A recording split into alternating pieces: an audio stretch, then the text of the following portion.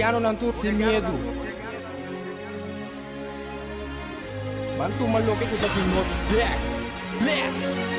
Guapo mi pueblo tacaí, dentro nuestra queda caí.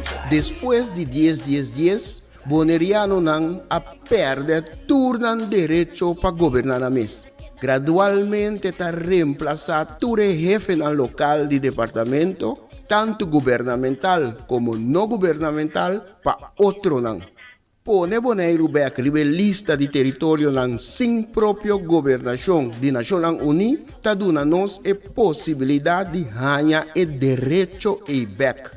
Pone Bonaire back lista lo forza gobierno holandés para reportar tur año na Naciones Unidas tocante el desarrollo de agente local bonaireano conforme ley internacional, artículo 73 de Naciones Unidas y Derecho Humano.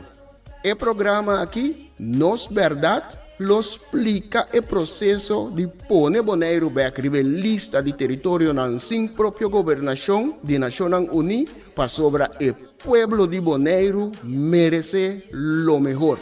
Guapo mi pueblo tacaí, dentro nuestra queda caí. Sakita el lifestyle, sale grabando de Guasmay. No tanos, bos nantinya kaya trubal. Ta queda oprimilay, inang no to super. Los 5 pipa boy ni fer pa bos kandi pa super. Ese no está binduro ni parano. Bisami ora mi. Oyente nam bom tarde. Hoje nós estamos aqui com um programa para o estudantes de Voz de Bonaire, Nos Berdat, a chaluna 11 de dezembro. Então, outro dia mais com nós bem com um programa informativo e também de conscientização. Esse é a meta de nosso programa, não? E dentro do quadro aí, nós temos para outro chaluna informativo. De mês, nós estávamos tendo uma semana bastante tenso, nós estávamos exitoso também, atrás de lomba. Estava tendo semana, também nós estávamos tendo esse simpósio internacional, um simpósio que estava a trazer Hopi, começar a atenção para nossa Isla Bonaire, mas também a nossa área de Caribe aqui, da Caribe Sur, que normalmente está escondido, o pilhão do Caribe tem no sul Caribe aqui, for de tipo de discussão de tópico que nós a papel over de dia, simpósio by over de dia, que é tópico de colonialismo contemporâneo e também colonialismo reparação.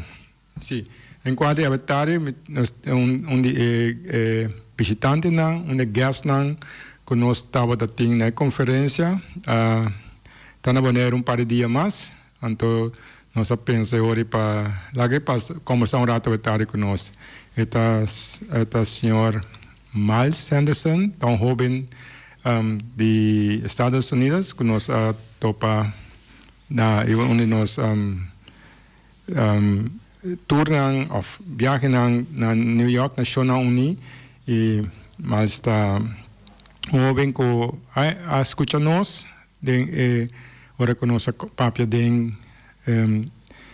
fórum de pueblo de descendência africana, conhecimento de aqui, então mas interessado de nos assunto então lá as nós e sei a seguir conversação aí está na Bonaire ela participa também da conferência. Good afternoon, Miles. Welcome. Good afternoon. Thank you, James. Thank you. Yes. Sí, de mesma conversação com Miles está na inglês. No problem. We're going to speak English. A lot of people understand English. Maybe here and there, if you want me to translate a little bit something, it's fine. Okay. But as general, we most of people understand a lot of most English. So that could be, we can have the conversation in English if, of course, I can ask you to ask Papiamento because that is not, but we have done that before in English with other people. So, Miles, welcome to Bonaire. Welcome to our program. Welcome to our program called Nos Berdat. It's in Papiamento, called Our Truth. That is the name of the radio program. So, Miles, can you introduce yourself a little bit, who you are and what you do, a little bit, then I welcome you with. Sure. So, Mr. James, I just want to say thank you for inviting me. Thank you for the opportunity to be on the show. It really is my pleasure to be here on the island, to be here in Bonaire, and to be speaking to the real Bonaireans. So I'm very happy to be here right now, to have participated in this symposium. So I send out my greetings to everybody listening, and I send out to my greetings to everyone that participated and everyone that follows Mr. James' movements and everything that he does. So again, happy to be here, and I thank you all for the warm welcome and the warm weather. So I appreciate it. My name is Miles Henderson, and I wear a couple of different hats. I'm from the United States, so I'm an African-American from the States. So I have had the opportunity to live all around the world. I'm a dedicated Pan-Africanist, and I have a lot of different backgrounds. I have a lot of different things that I do. One of the things is I'm currently the co-chair for the International Civil Society Working Group for at the Permanent Forum for People of African Descent for the Youth Subcommittee. And that's actually the way that I met Mr. James. And so a lot of the things that I do is dealing with the youth, particularly within the Pan-African global Black context and African descendant context. I also have my own organization called True Culture University. That's a Pan-African collegiate platform that aims to connect African students all over the world. We have a deep presence in Ethiopia, Ghana, Senegal, Kenya, Brazil, and the US. And so I've been able to cultivate a sense of Pan-African state of being and thought process amongst our young scholars and up-and-coming Black leaders. And another piece I would be remiss if I didn't mention is I'm also part of the committee to establish the statue of Marcus Garvey at the African Union headquarters. And I've been working on that for some time as well. So that's just a quick introduction, to myself. But again, happy to be here and happy to learn more. That's nice. Your introduction, you said a lot of words that terminologies that are not so familiar, I think, on Bonaire, in this part of the world, the Caribbean. I've been saying, for example, we miss a lot of our history, but I know everybody will say that in their own way, because not all of us get all the history, but some get more, and we miss a lot of it. So what I want to ask two questions about, you said about you are working on a Pan-African Student Congress. So yes. Before that, what is Pan-African? What is Pan-Africanism? Something that I don't think that our people even don't know this terminology. I don't know 100%. Yes. So I read it a little bit of it. I want you to say what is Pan-Africanist, because you say you are a Pan-Africanist. Yes. And things like that. What that means? What is that? I think the simplest way that we can explain it is basically just the coming together of all Black people, of all African descendant people into one unit as the best that we can. And that means economically, politically, culturally, and socially creating the systems and infrastructures and institutions that help facilitate that to strengthen ourselves as a bloc so that we can engage as a bloc on the world stage. That's a simple definition, or looking at it, or even simpler definition, looking at it is that everybody that's Black in the world, we're on the same team, so let's treat it as such, that we are on the same team and work together. But then a little bit more about that Pan-Africanism, because it's new for us. Yes, it's very new for us. For me then, that discussion talk about that is new, because we have been talking on different things. But why that Pan-African? Why that? Why? For me, I'm seeing it as the absolute surefire strategy for us to get ourselves out of the situation that we're in. Wherever you travel and go to in the world, whether you're in the Caribbean, whether you're in Latin America, whether you're in Europe, whether you're in the continent of Africa or in the United States, Black people, African descendants are typically not in a positive condition. Typically, we're at the bottom of the social ladder. Typically, we're at the bottom of the economic ladder. Typically, we're at the bottom of the political ladder, and we aren't in full control of our destiny. So Pan-Africanism is a solution in terms of saying, instead of seeing ourselves as isolated pockets, instead of seeing ourselves as isolated populations, let's see ourselves as one larger family and work together so that we now can develop more power and influence and connections so that we can have a better chance at moving forward into the future, so that our children and our descendants have a better chance at moving forward into the future as well. So if I understand, it has to do with discrimination? Or Is it more so, that's a symptom, right, of a lack of unity amongst ourselves. So it more so has to do with us coming together at the political, social, economic level, so that our presence, so that our, how do you say, ability to present ourselves to the world is unified, so that we have a unified front to the world, so that we don't have a situation where indigenous Afro-Bonaireans are isolated, but they're directly connected to the larger Black power structure that exists, so that there's not these instances where we have populations that aren't being heard. We aren't having populations that aren't being connected, but instead we're all connected, aware of each other, and everything that we're doing is done in a way that it lifts everybody up in our various circumstances. That's a bigger piece of it than just discrimination, but actually developing systems and infrastructure that amplify our ability to be one unit on the world stage, and we can look to other civilizations and other peoples that have accomplished this, and you see that in their ability to really engage with world events. But sometimes people say that is that a state of mind that you think that you have to state of mind that you're thinking that is the case, but the reality is that it's not. Meaning, because I'm trying to say, we speak with people, no? Mm-hmm. Sometimes people say, yeah, some things, no, that is how you think, but some maybe it's not that. You feel yourself less, but it's just a little bit short more on this, because I think it's important, because it's some kind of coming together, a movement of people, let's say Black people.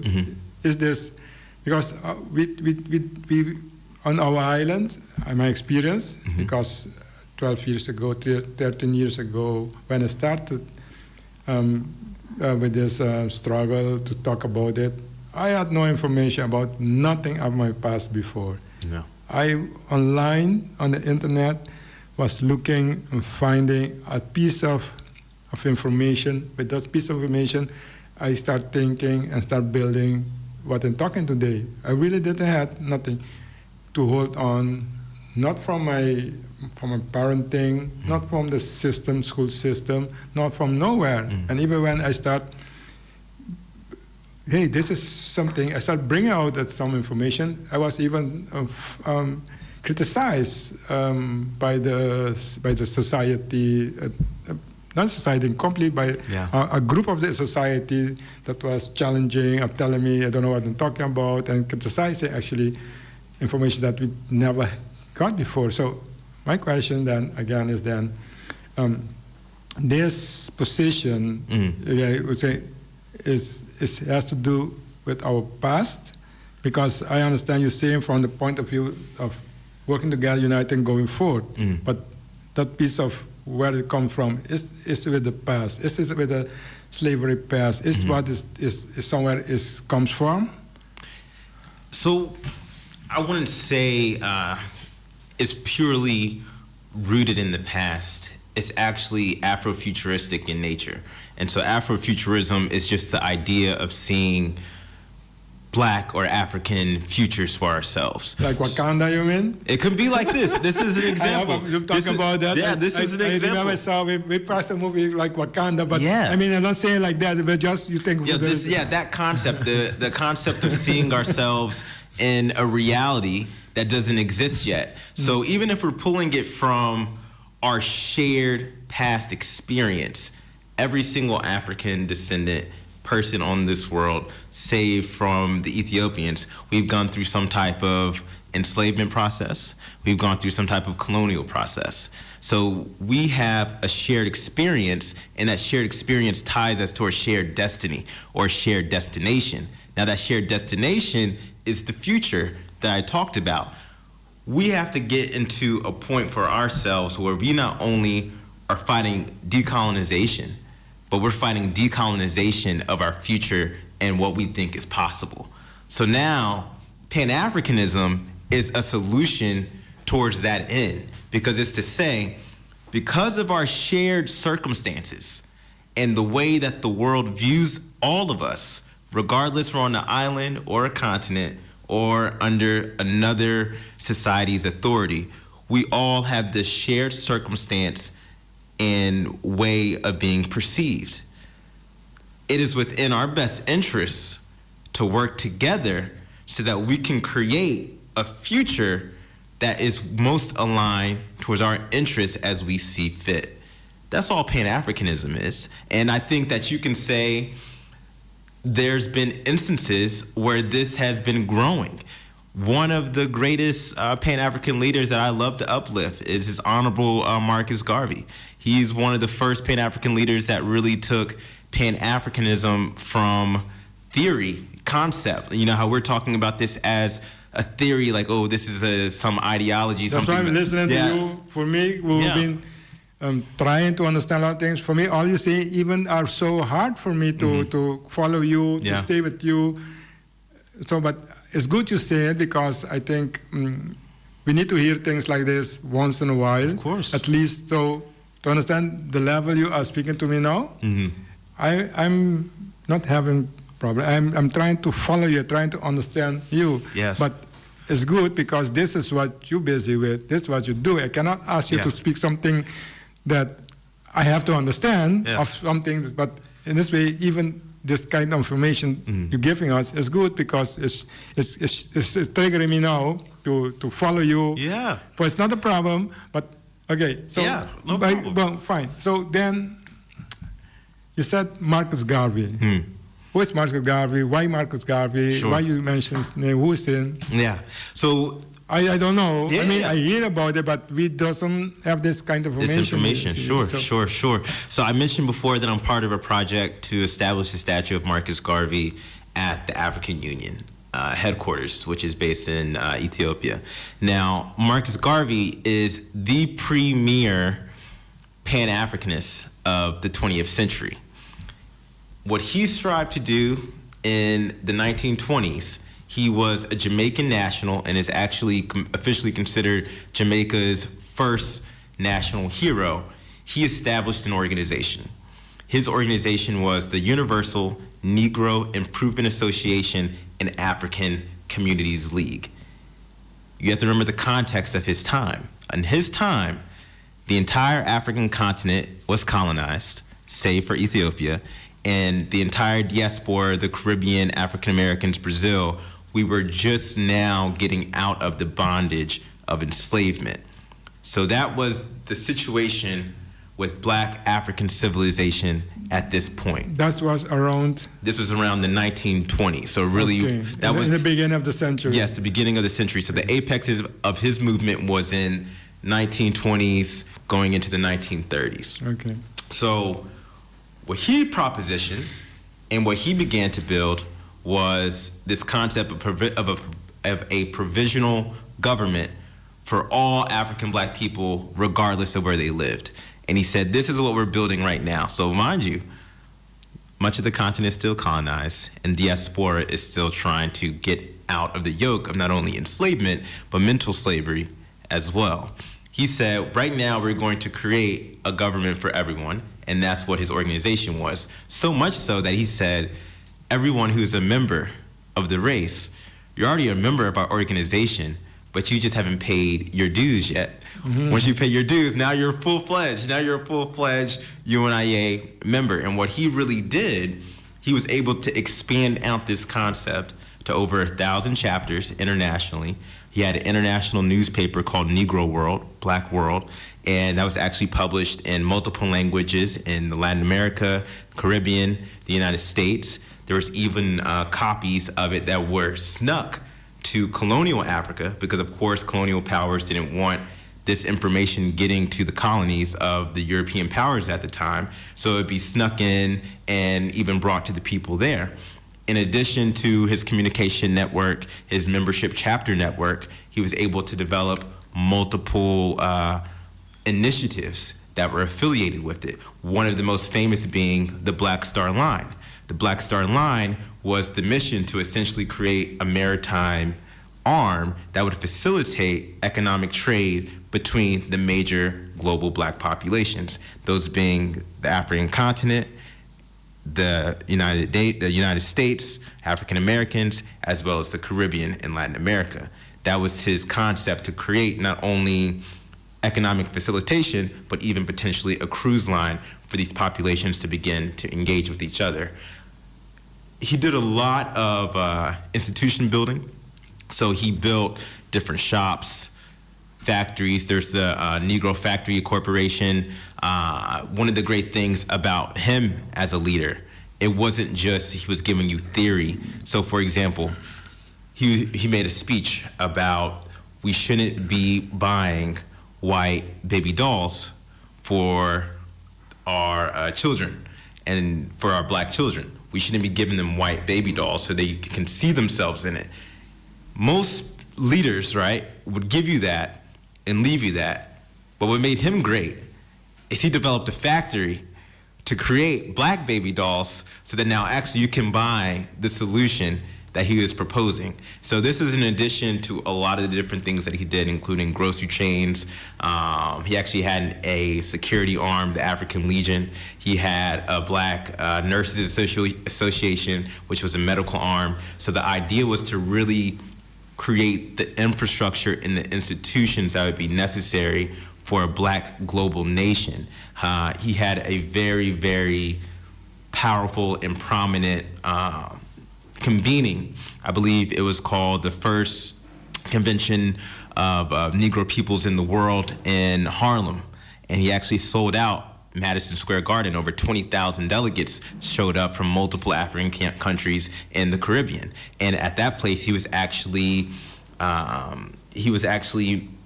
voted to be the provisional president of Africa by these delegates. African nation, what was it? Of Africa at the time was the title it was granted, but really there was a specific reason why the name of his organization was Universal Negro, Universal Black Person. Black people wherever we find ourselves. So whether we're in Bonaire, whether we're in Brazil, whether we're in Nigeria, he was speaking to everyone.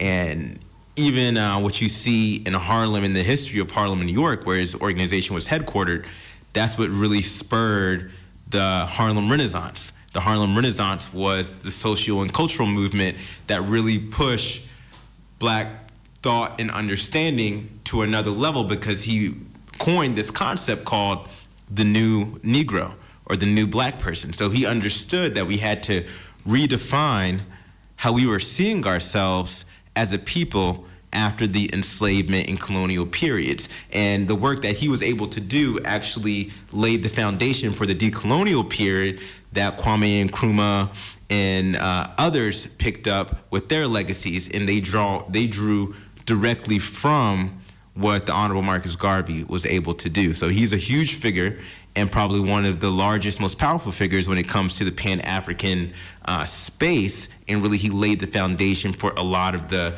liberatory freedom movements that we have today that we draw reference from. But he's also was so influential that a lot of the powers that be actually hide his legacy, because his blueprint was so effective, and he was able to galvanize so many people globally that it actually has not even been repeated since that time. And that was over 100 years ago. And now we live in an era of social media, technology, and we still aren't really thinking at that level that he was. He was incredibly ahead of his time. Wow. I mean, this is so much, but it's good. But then, as people that we know, no? But I think we know Martin Luther King, for example. We heard about Martin Luther King. That's one figure we very much heard about. And also, I think we heard some of Malcolm X. That's two figures I see a lot of us. I mean, I see with social media. I see people. Martin Luther King. I think we heard about him before. And I want to ask you that, and also before that, what he considered, did he consider mental slavery? That's one question. What is considered mental slavery? Why mental slavery? Because he said we come out of slavery, and his movement was trying to move the people towards liberation of mental slavery, giving them some power, giving them an objective. So what is considered mental slavery? I mean, you can say on your way, and then say how you have to see Martin Luther King more, because that is the one we know. But I heard also Marcus Garvey, how they relate with Marcus Garvey. So those two. Yeah, no, sure. And the liberation from mental slavery was one piece of the equation of really what he was aiming for. What is mental slavery? Sure. Sir. Mental slavery is, even though... For him then, what he considered, because he brought the concept, right? Yeah. He bring it to the people, say, to try to empower them getting, because now we're talking about it, but it was something that started since the time, right? If you have been... Because you were enslaved? Yes. Because enslaved meaning we have chains. We have chains. And we've been enslaved for so long. Mental slavery is when you don't even require the chains any longer to still maintain that level of control over what you think is possible, what you see reality to be, and how you even see yourself. But give an example, because just a small example that the people who follow maybe can understand what we...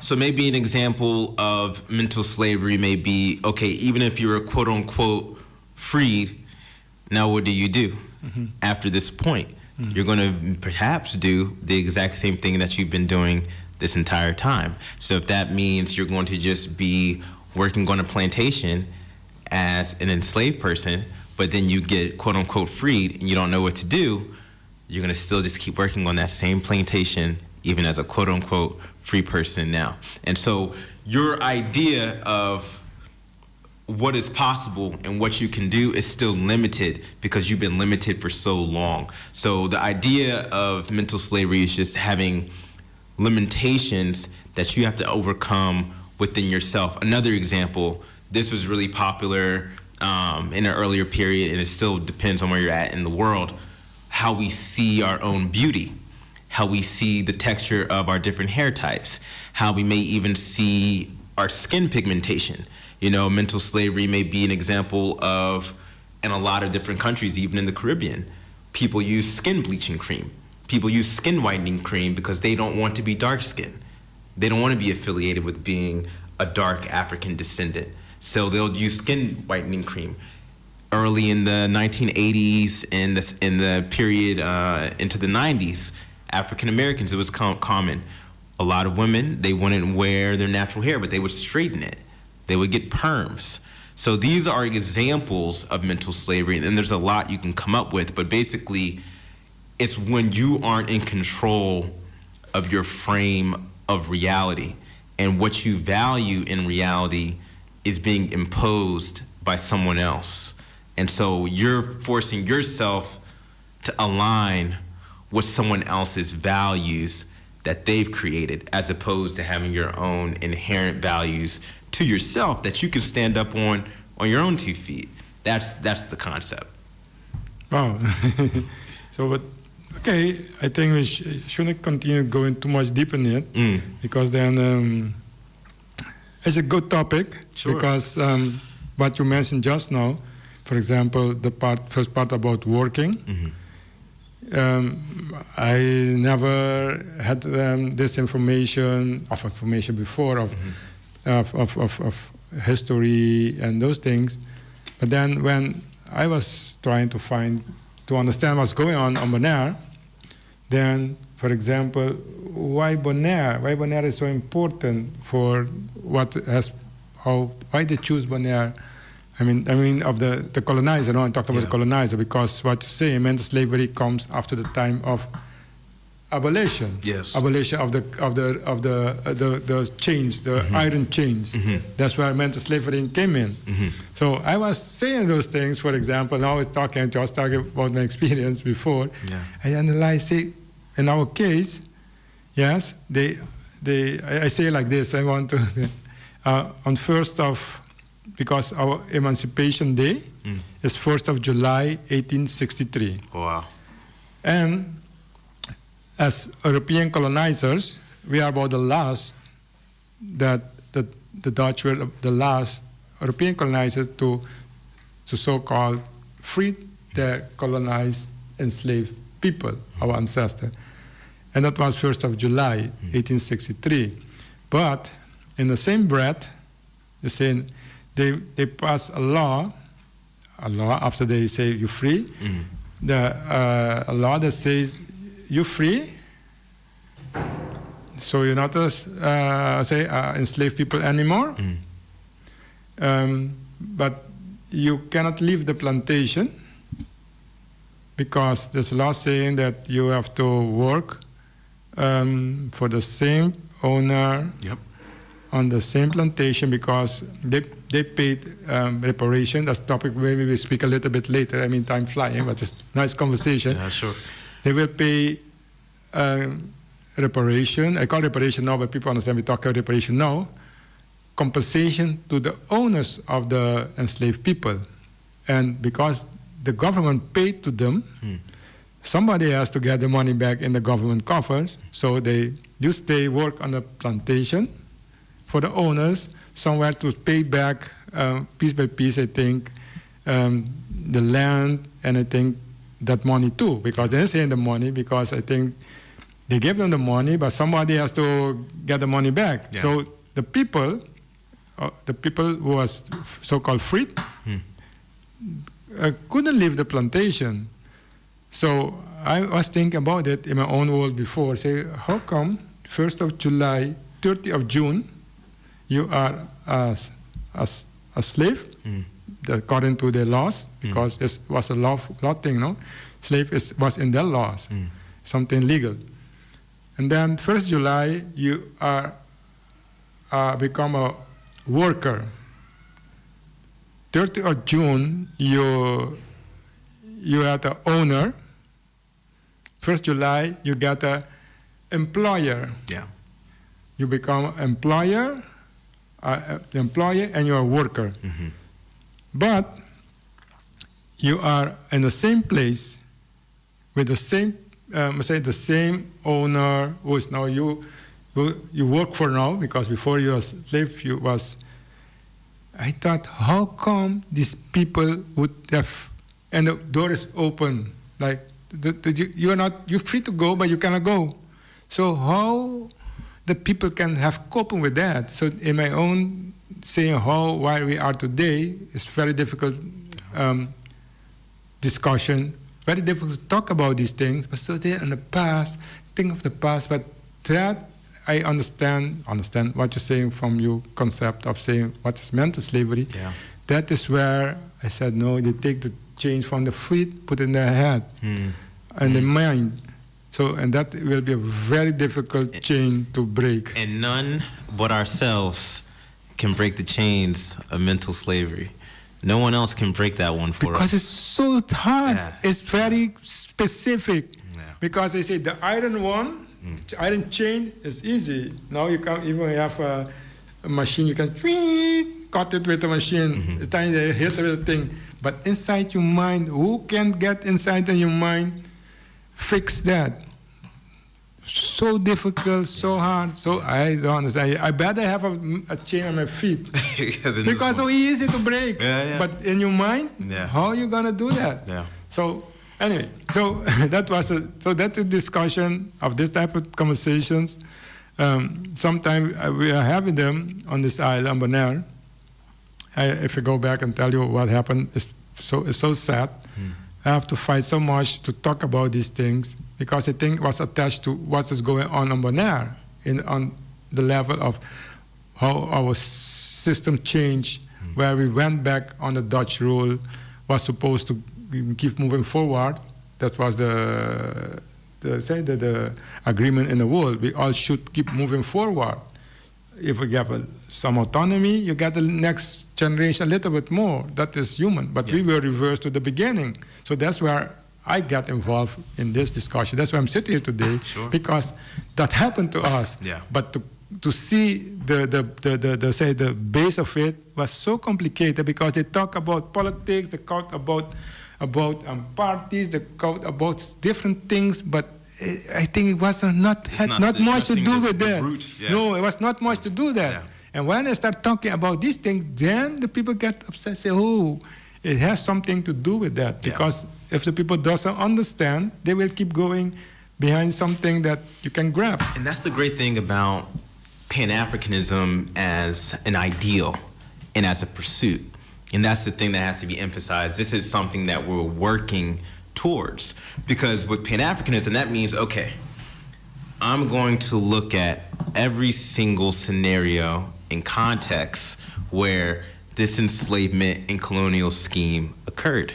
And you can learn a lot from studying the different case studies. So if we study what enslavement looked like in Brazil, in Jamaica, and all through Latin America and the United States, you'll learn a lot about the systems, the strategies, and the underpinning that can then be applied to your own context, that can then be applied to the Bonairean context. The same thing as you study the African continent and the colonial process, you learn a lot as it applies to your own context, because that's one of the great things too.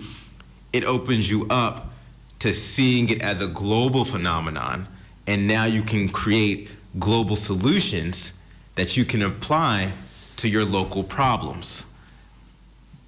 That's a strong piece of this approach. Wow. But, what's not fun, what is remarkable is that, for example, when we talk about this now, it's a little more closer, because when I talk about some years ago, it was very problematic. They call me all kind of things. But we move a big step now, because last year, 19th of December, the Dutch kingdom of the Dutch government, through the government, said we're apologizing for the past harm and crimes from the past. Because when I was talking about the past some years ago, you cannot talk about that, because that is something you shouldn't go back there. But that gives now what we're talking today.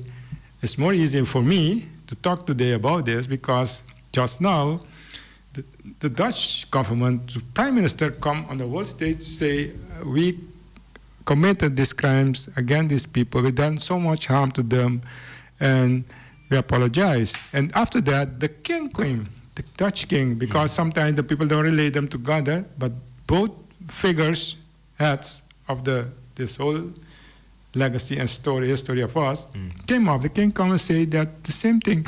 I apologize for what we did. And they say, no, please pardon me. Please pardon me for what did I. So now when we're talking today, it doesn't seem like we're talking something that we shouldn't talk about. So that gives us the basis that what we're talking today makes a lot of sense. Sure. But I see the time going, so I'm going to try to switch quickly to what you experienced, but why you came to Bonaire, what you experienced in Bonaire. You participated in the symposium. You hear what happened. So give me shortly one part of that. Sure, yeah. So I came to participate in the symposium, and I will be honest, I had no idea who or what Bonaire was until I met you and your colleague at the United Nations, learned about Bonaire, and I said, okay. And when I was invited, of course, I did some of my own research, and I said, okay, now I have a little bit more of an understanding. And when I came, I had no idea. Well, when you researched, what you saw? Give me an idea.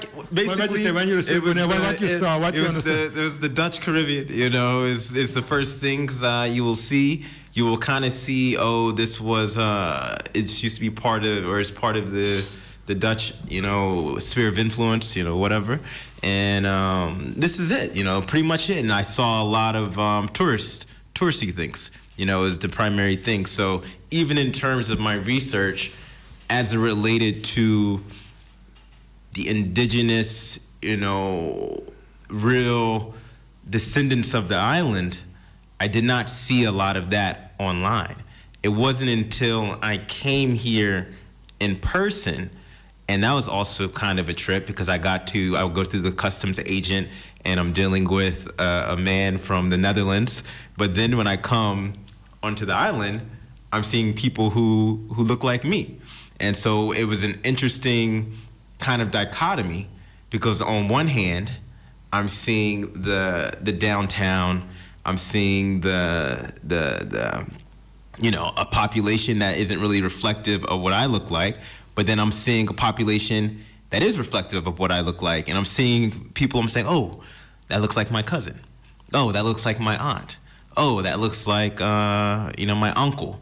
And as I got deeper into the symposium, I started to slowly put the pieces together of really what had occurred and what was occurring here. So I would say that it really was an eye-opening experience to learn about the plight of the Bonairean people, as well as to even have the opportunity to visit more of the island that wasn't just the downtown tourist-centric area. And I think I even mentioned to you when we got to some of the places where I really was seeing more of the indigenous Bonaireans saying, okay, now I feel like I'm really in Bonaire. So for me, it was almost like a two-part experience. So your first experience, let me Yes. go back. The first experience, say Bonaire, but you didn't see local people, that's what you're saying? Yes, I didn't see local people at first. So when you enter the airport, you see someone who's not local Yeah. dealing with you at the airport. You Yes. come out, you're seeing people that are not like you, not local, Right. the majority. Right. So that is what you are saying. Right. You say a little fast, I have to catch up with Sure, you. sure. I mean, you speak in your, I would say, nice language, how you saying it, but that means that what you experience is Bonaire, you don't see like people from this side of the world here. Right. That's what you are saying. When you enter and you experience the city and things like that, you wasn't really seeing a Caribbean island. What you Exactly. expect. It did not feel like a Caribbean island at first until I got deeper into the island. And What then do you mean with deeper? once I went into where local Bonaireans were at. Okay, in the barrios, mean Yes, in Rincon, yes. when you went around when you went to the barrio. Yes. Then you saw. Then I you saw some different people look like you. Bonaire. Then you saw Bonaire. Yeah, then I saw Bonaire. But up to that point, I had saw what they were turning Bonaire into. Okay, Yeah. that's interesting. So you noticed that very quick, you say. So then the symposium. Yes. You were involved. What you learned from it, what you saw in it, what you think about it. I think the symposium was great because I think what the symposium did and does, it gave us a point of reference of where the Bonairean people are right now and their struggle for self-determination and to understand exactly what it is that they're aiming for as well as to see what has been done up to this point.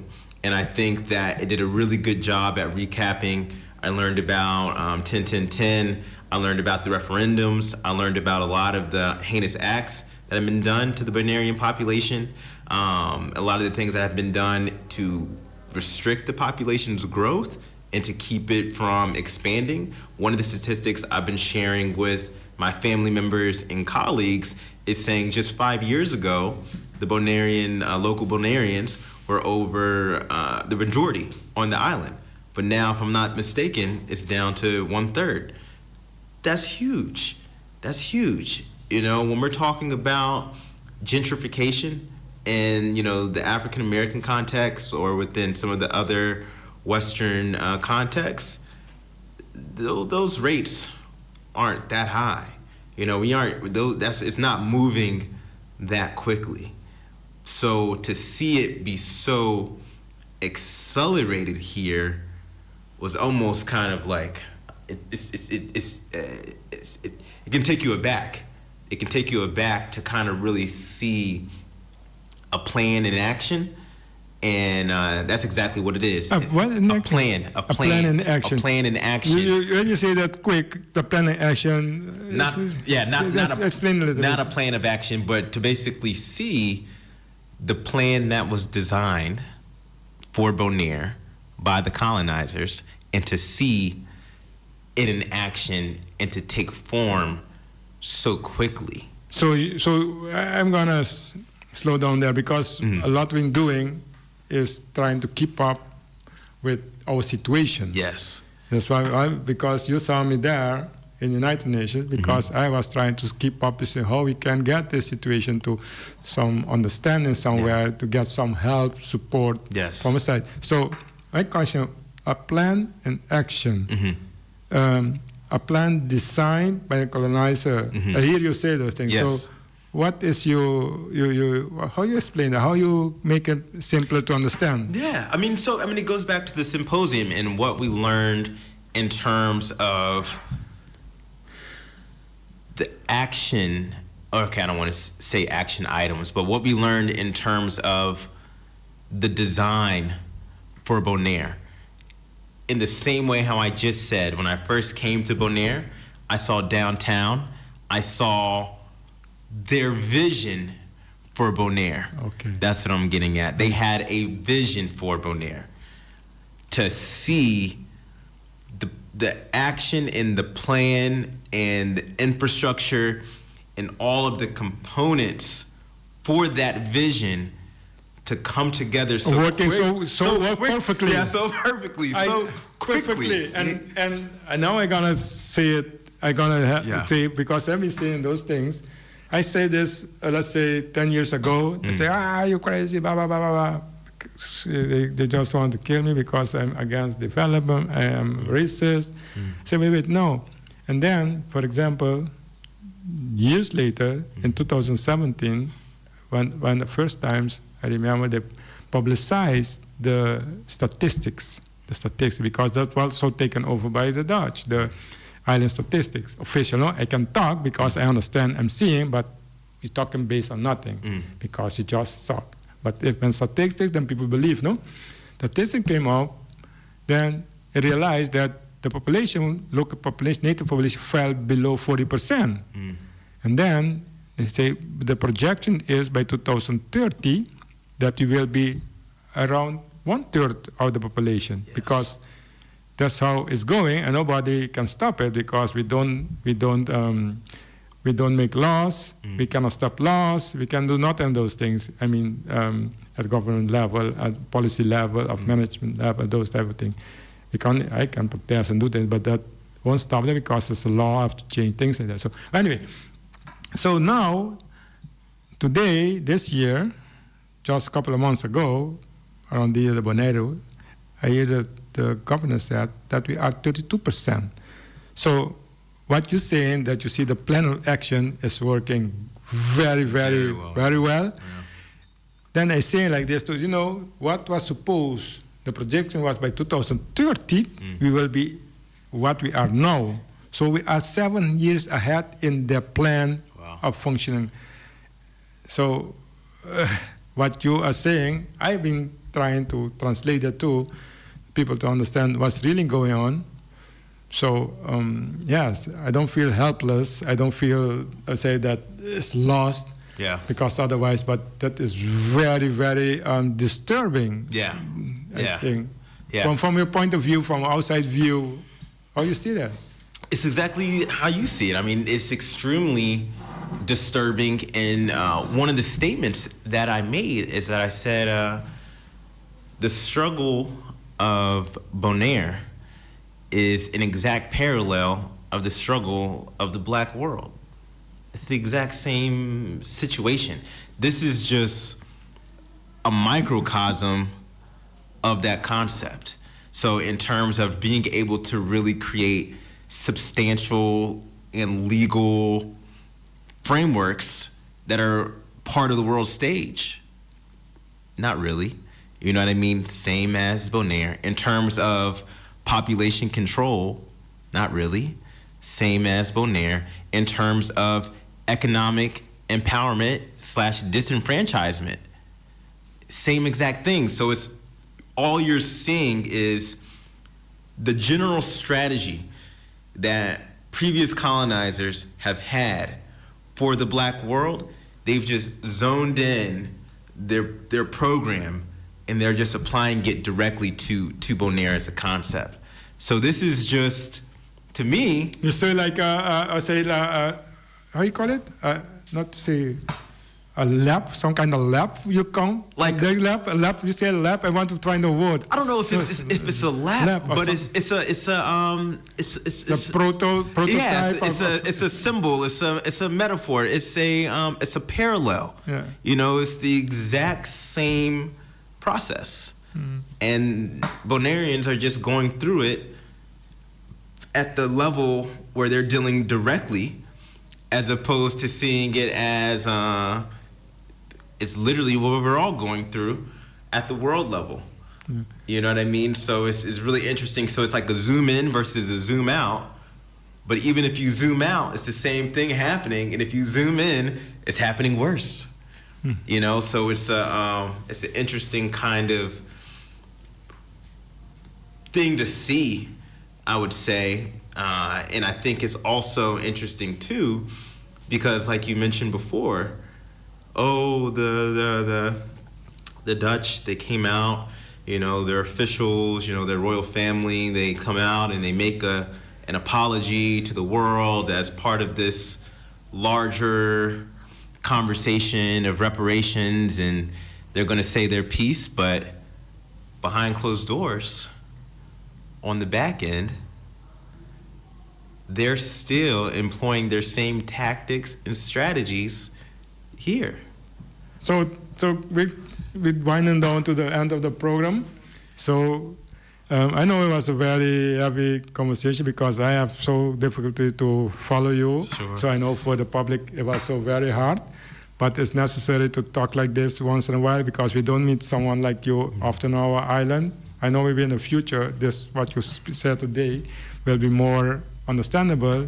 But you can have a last word for Bonaire, for our people, for what you saw, because the time ran out. Sure. I mean, I just want to encourage the Bonairean people to just stay strong, you know, encourage them to work together, encourage them to figure out ways to really gain economic development with one another, you know, develop strategies to really build out your economic abilities. And I also would say, Mr. Finis, Mr. James, he's been doing a great job at bringing the Bonairean struggle to the world. And as many African Americans, Afro descendants, Black people all over the world catch wind and get view of this, you will start to see our advocacy. And there will be advocation pro Bonaire on our behalf. So looking forward to that. And also thank you again for the opportunity. And I'm happy to be here and to be able to share these words with you. So thank you very much. Thank you, Miles Anderson. Thank you for being with us.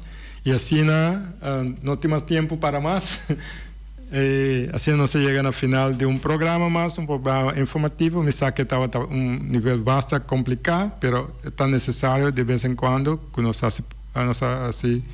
aproveitar a oportunidade para fazer uma conversão no nível que tema com nós próprio normalmente na Bonaire e thank you por escutar-nos e nós temos outra semana back na mesma hora com um programa similar. Passam feliz a nós. Tchau, tchau.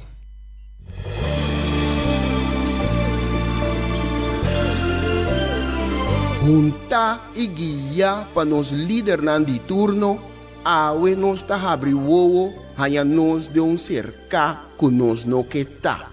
Com pouco conhecimento de próprio passado e sem nenhuma ideia onde trabalha, ta só ta manter-nos na vida. Come e lembre.